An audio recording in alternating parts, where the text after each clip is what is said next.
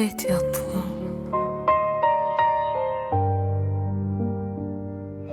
Yaxşı pis yaşayıb attım geriye, ömürden bir köçen günleri. Belki de hayattan yorulup doydum. Bilmirəm ne gözler gelen illeri. Belki de taleyim üzüme güldü.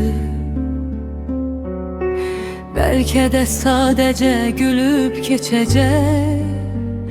Karanlık otaqda yanan çıraq tek.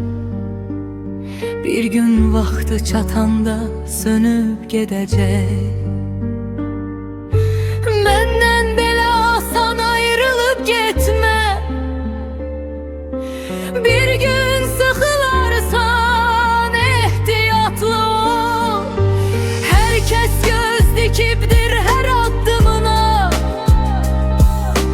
Birden yıkılarsan ehtiyatlı ol.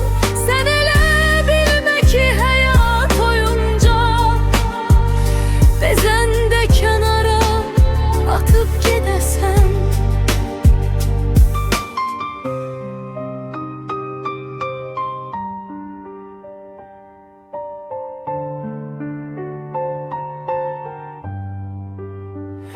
Bu sevgi köhnelmiş bir eşya değil.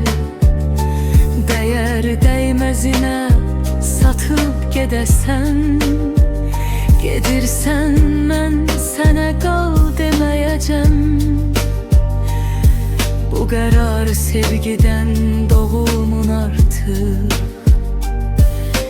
Bir dəfə qırılıb ölən ümitlər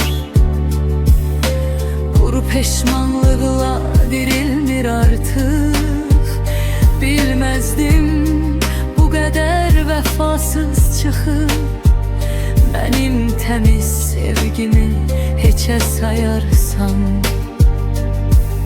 Səhvin divar kimi önüne çıkar. Yuxudan bir seher geç ayılarsan. Değinmeye hakkım yoktur bilirəm. Değersiz birine mən değer verdim. Günah sende değil, günah mendedir.